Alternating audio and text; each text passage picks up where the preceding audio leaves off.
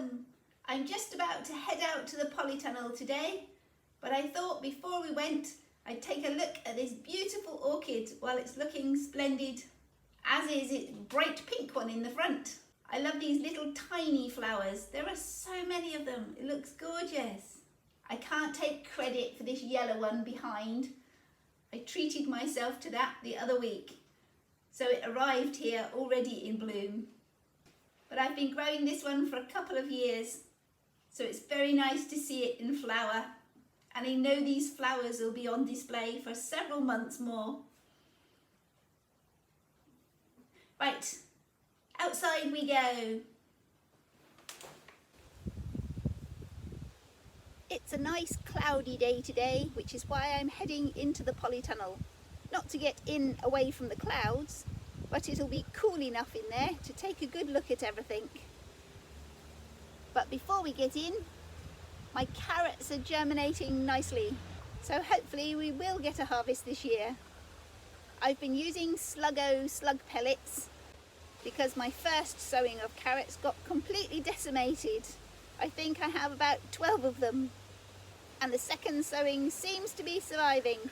I'm just about to put a few more pellets down now, as we're due a bit of rain tonight. That lovely moist wet weather will have the slugs and snails out on the rampage yet again. As I said, I've been using Sluggo, which is an organic slug pellet, and for my carrots they certainly seem to be working very well. You don't want to put them down too heavily. That just acts as a deterrent. The slugs avoid the slug pellets and go for your carrots anyway. So just a light scattering in the general area will hopefully do the trick. My parsnips have also been very poor this year. I have 2 germinated. Now I don't know if I had 2 germinated because I've had poor germination, or if I did actually have lots of germination and lots of slug munching.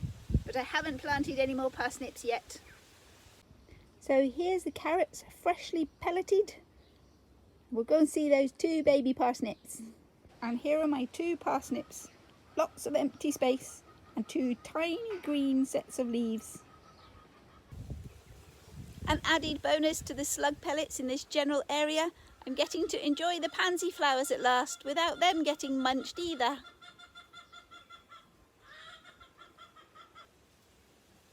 Another flower that's looking very nice at the moment is this dwarf Sweet William. It's in its 2nd year and has been putting on a lovely display of flowers for quite a few weeks now. At the other side of your screen there's a perennial geranium. Now I don't know what sort or variety it is. It was here when I arrived many years ago. It seems to be a bit of a toughie though, but not a thug. I have been dividing it and spreading it around, so there are a few clumps of it around the property, and it's well worth the garden space. It will continue to show these beautiful purple flowers all summer long. We got into the Polytunnel just in time. It's actually started raining already. It's not supposed to be here till this evening, and it's lunchtime at the moment. Let's have a look around now we're in here. The first thing that caught my eye this morning, well, this lunchtime, is the pink water lilies are flowering. The white ones have been flowering for a couple of weeks. This pink one's a little bit behind, mainly because it's underneath the shade cloth a lot more than the white one is.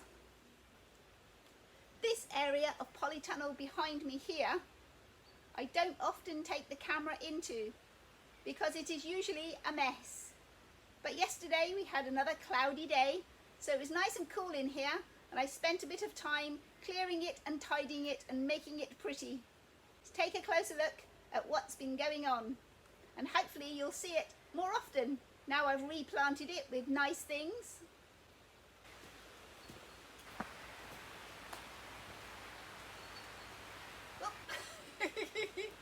So the first bed in this row of 3 is actually where the pineapple lilies live. So you've seen them lots. But what goes on behind them, as I said, is usually a mess. They're looking good though. There is one random normal lily in amongst this lot that happens to be flowering at the moment. So in this bed I've planted 4 of the dahlias that I didn't plant outside. Most of them are looking big and healthy, but one is very small. It looks very healthy though, it's just a small specimen. This plant in the middle is a balloon plant. I believe it grows as an annual in the UK, but here inside the polytunnel it's that little bit warmer, so it manages to survive the winter. I have another pot with quite a few in that generally have purple flowers, but this one looks like it's going to be white, so I thought that was rather interesting. And rather than sitting in a pot, I decided to put it into the ground and enjoy it amongst the dahlias. I'm sure it has an official botanical name, but I don't know what that is. I simply know it as the balloon plant because its fat little puffy buds look like little balloons.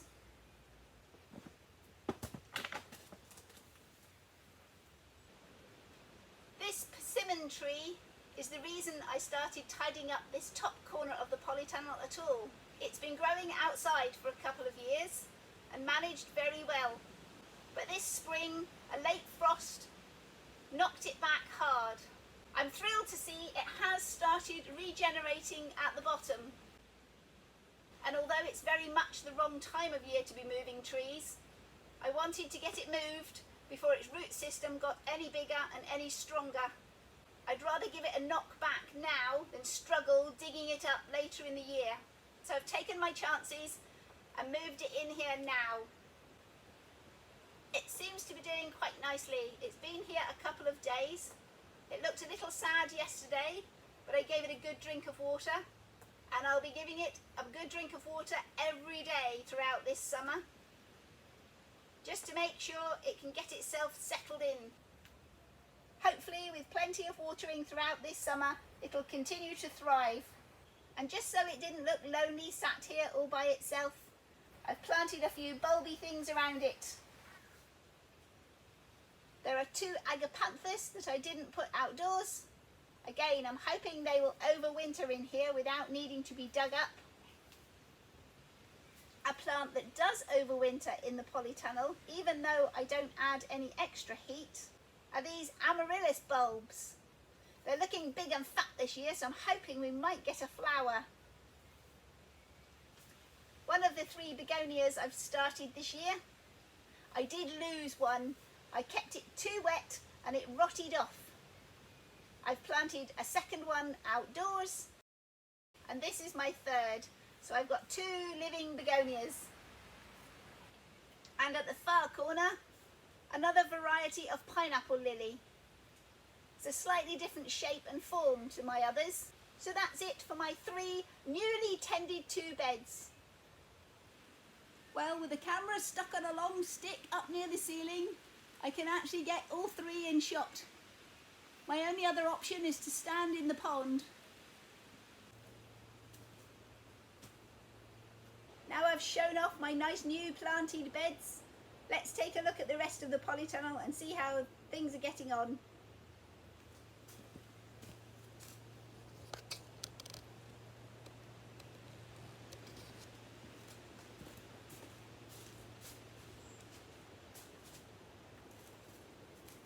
This yellow dahlia has been in here for many years and overwinters nicely without any special attention from me. This is what gives me confidence to think the few that I've planted in the ground in here will also survive through the winter to come back next year. Here I have one of the tomato plants, probably about 3 foot tall now. In front of it, a gazania. A kind viewer let me know that this plant is actually a gazania. I started some seeds last year and it grew and flowered in here quite nicely, but it managed to overwinter and has come back bigger and stronger because of it. It's been giving a beautiful display of these orangey yellow flowers for months now, and there's still loads more to come. It's doing really well. I hope it makes it through to next year. I see no reason why it wouldn't. And the good old faithful petunias still going strong as well. I see there's a sunflower sneaked in here as well.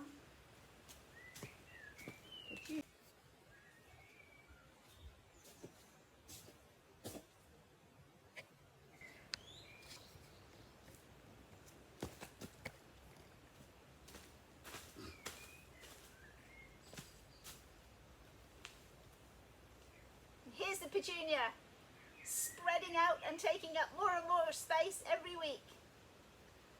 And a small self-seeded tomato,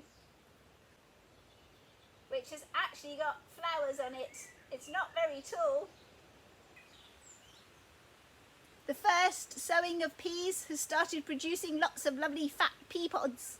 So I'm happily munching my way through the polytunnel on my daily watering visits. Delicious! Nothing quite as nice as fresh off the plant. The lettuces underneath though are starting to go to seed. Time to plant some more. In fact, overdue time for planting more. I do have some little tiny lettuce starts in pots. I'll need to get them in the ground next week. This was the first bed I planted with sweet corn this year. They all seem to be doing quite well, and I've planted beetroot seeds at the edge of this bed. But now I've started watering this area because of the sweet corn and beetroots. I notice I have some pak choi popping up on the other side. I must have had some go to seed in a previous year. I don't remember growing it at all last year, but here it is. I'll take it. Free food, just a bit of watering, fantastic. On the opposite side of the polytunnel, I have this second bed of sweet corn, but the most exciting thing happening in this sweet corn bed is the cucumber plant growing in the front corner. Yesterday I harvested my first cucumber from it, and it was delicious, but there are lots more to come. Let's take a closer look, see how many there are today.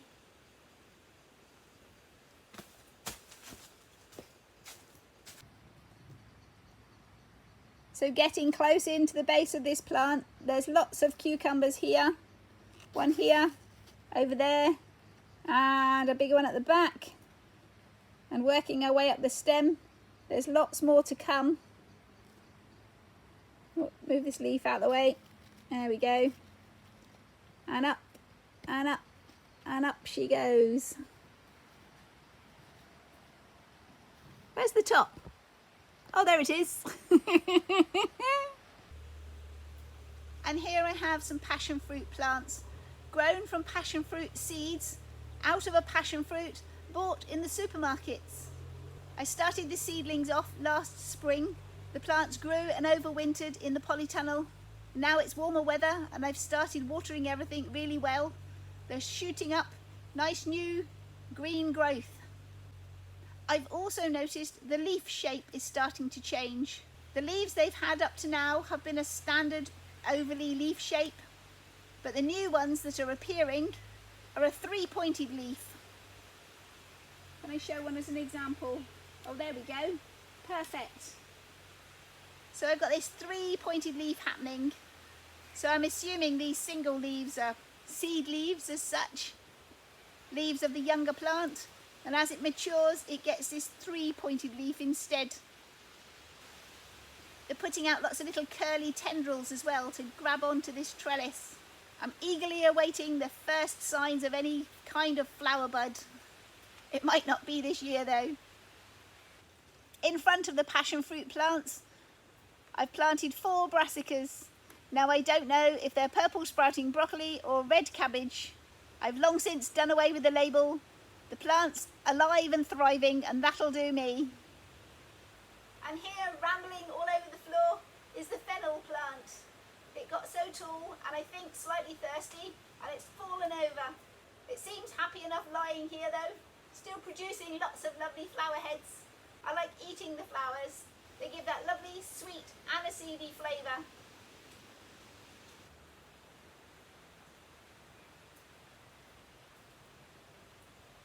I think that's it for today's polytunnel tour. The dahlias I planted out in the garden the other week are settling in well, but we're not going out to see them, it's raining. So they'll they'll be enjoying the rain as long as I make sure I give them a scattering of slug pellets as well. So bye for now, and we'll see you next time. Remember, whatever you're doing, have fun doing it! If you've enjoyed today's video, click that like button and let me know. Click subscribe and YouTube will make sure you see my next video. Bye for now and thanks for watching. And remember, whatever you're doing, have fun doing it.